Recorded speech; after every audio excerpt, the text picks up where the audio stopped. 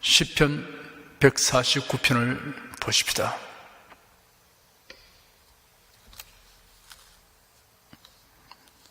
시편 149편 1절에서 5절까지 다 함께 읽겠습니다. 할렐루야, 새 노래로 여호와께 노래하며 성도의 회중에서 찬양할지어다. 이스라엘은 자기를 지으신 자로 인하여 즐거워하며 시온의 자밀한 저의 왕으로 인하여 즐거워할지어다. 춤추며 그의 이름을 찬양하며 소고와 수금으로 그를 찬양할지어다. 여호와께서는 자기 백성을 기뻐하시며 겸손한 자를 구원으로 아름답게 하심이로다. 성도들은 영광 중에 즐거워하며 저희 침상에서 기쁨으로 노래할지어다. 하나님을 찬송함에 대한 사람들의 반응은 그 사람의 영적 상태를 나타냅니다. 세 종류의 반응이 있습니다. 첫째, 무시하는 사람이 있습니다. 육에 속한 사람입니다. 둘째, 소극적인 반응을 하는 사람이 있습니다.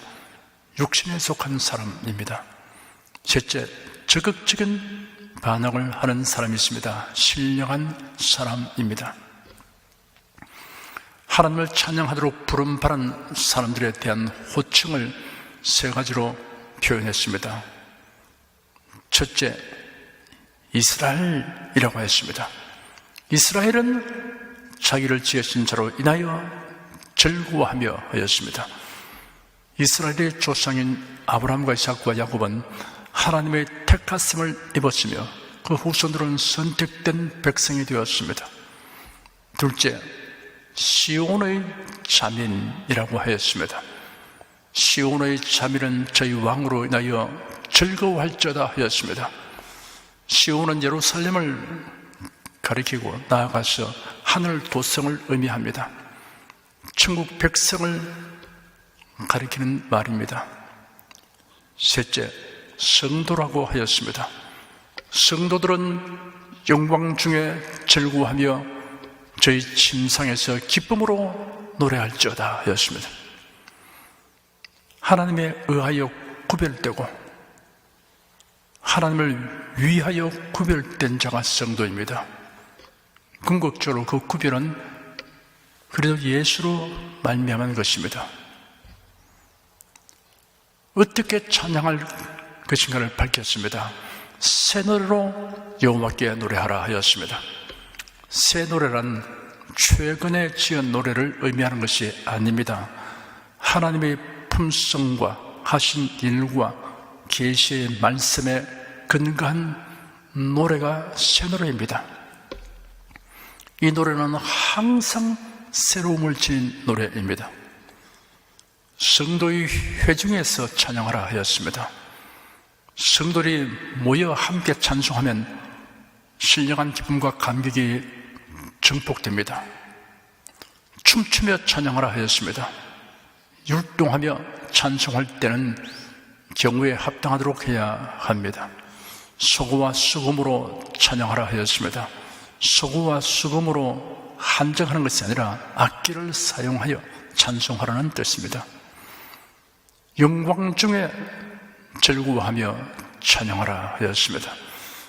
찬양할 이유가 각 구절에 명시되었습니다.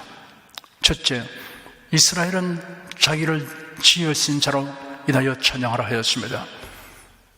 저와 여러분은 사람으로 지음 받았을 뿐 아니라 하나님의 자녀로 새로 지으심을 받았습니다. 이 사실은 우리가 영원히 찬송할 이유입니다. 둘째, 시온의 자밀은 저희의 왕으로 인하여 즐거워하라 하였습니다. 하나님이 나의 왕이시다라고 말할 수 있는 성도는 하나님의 백성된 행복감으로 즐겁게 찬송해야 합니다. 셋째, 여호와께서 자기 백성을 기뻐하심을 위하여 찬양하라 하였습니다. 하나님께서 자기 백성을 돌보시는 것을 기뻐하시는 것이 우리의 찬송할 이유입니다. 넷째, 여호와께서 겸손한 자를 구원으로 아름답게 하심을 인하여 찬양하라 하였습니다. 하나님의 도우심과 복주심을 사모하고 의지하는 것이 겸손입니다. 하나님께서 이러한 자를 구원하시고 아름답게 하심이 찬송의 이유입니다. 다섯째, 저희 침상에 기쁨으로 노래할지어다 하였습니다. 하나님께서 그의 사랑하는 자에게 잠을 주신다는 말씀처럼 안식을 주시는 하나님을 찬송해야 합니다. 6절에서 9절까지 다 같이 읽겠습니다. 그 입에는 하나님의 존령이요 그 수중에는 두날을 가진 칼이로다. 이것으로 열방에 보수하며 민족들을 벌하며 저희 왕들은 사슬로 저희 귀에는 철구랑으로 결박하고 기록한 판단대로 저에게 시행할지로다. 이런 영광은 그 모든 성도에게 있도다. 할렐루야. 하나님을 찬송하는 사람에게 하나님께서 승리와 영광을 주십니다. 6절에 그 입에는 하나님의 존령이요 그 수중에는 두날을 가진 칼이로다 하였고 9절에는 기록한 판단대로 저에게 시행할지로다 하였습니다. 하나님은 말씀으로 세상을 판단하시며 징벌하십니다. 하나님의 말씀은 살았고 운동력이 있어 좌우의 날선 어떤 금보다도 예리하여 혼과 영과 및 관절과 골수를 찔러 쪼개기까지 하며 또 마음의 생각과 뜻을 감찰하느니라고 히브리서 4장 12절에 기록되었습니다. 그 입에서 나오는 날선 금으로 심판하시는 예수님에 관하여 요한계시록에 기록되었습니다. 몸을 돌이켜 나더러 말한 음성을 알아보려고 하여 돌이킬 때 7 금촛대를 보았는데 촛대 사이에 인자 같은 이가 발에 끌리는 옷을 입고 가슴에 금띠를 띠고 그 머리와 털의 희가 흰 양털 같고 눈 같으며 그의 눈은 불꽃 같고 그의 발은 풀무에 달렬한 빛난 주스 같고 그의 음성은 많은 물소리와 같으며 그 오른손에 7 별이 있고 그 입에서 좌우에 날선 금이 나오고 그 얼굴은 해가 힘있게 비춘 것 같더라 하였습니다. 버가모 교회의 사역에 편지하기를 좌우에 날선 금을 가진 이가 가라사대라고도 기록되었습니다. 사람이 하나님으로부터 형벌 심판을 받는 까닭은 하나님의 말씀에 대한 불신과 불순종 때문입니다. 그리고 예수님이 칼을 들고 심판하신 것이 아니라 그 입으로 하시는 말씀이 심판의 칼과 같은 것입니다. 7절 8절에 이것으로 열방에 보수하며 민족들을 벌하며 저희 왕들은 사슬로 저희 귀는 철구랑으로 결박하고 하였습니다. 열방과 민족들, 왕들과 귀인들 그 누구도 예외 없이 하나님 말씀에 의하여 심판을 받습니다. 예수 그리스도께서 재림하셔서 이러한 심판을 진행하실 것입니다. 9절에 이런 영광은 그 모든 성도에게 있도다 하였습니다. 성도들을 괴롭혔던 세력들에 대한 심판은 결국 모든 성도의 영광이라고 하였습니다. 그리고 성도들의 영광은 하나님께서 심판의 권세를 주셨다는 것입니다. 사도 바울은 성도가 세상을 판단할 것을 너희가 알지 못하느냐 하였고 우리가 천사를 판단할 것을 너희가 알지 못하느냐 하였습니다.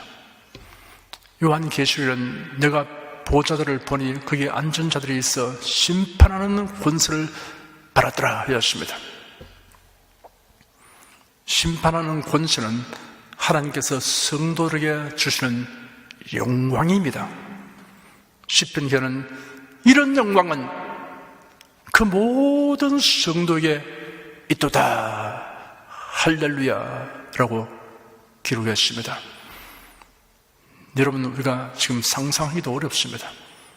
우리가 장차 우리 주님과 함께 심판한 자리에 앉게 되고 왕같은 제사장으로서의 역할을 하게 된다는 사실을 생각해보면 여러분 상상이 갑니까? 물론 상상을 해볼 수 있죠. 그러나 실제로 그러한 상황에 우리가 놓이게 되었을 때 그 영광이 얼마나 큰 것입니까? 정국에 주신 하나님의 영광이 바로 이와 같은 것입니다. 이런 일을 우리가 약속을 받고 그리고 이를 기대하고 살아가는 성도가 되었습니다. 그러니까 할렐루야, 하나님께 찬양 드립니다, 영광 돌립니다 라고 소리 높여 외칠 수밖에 없습니다.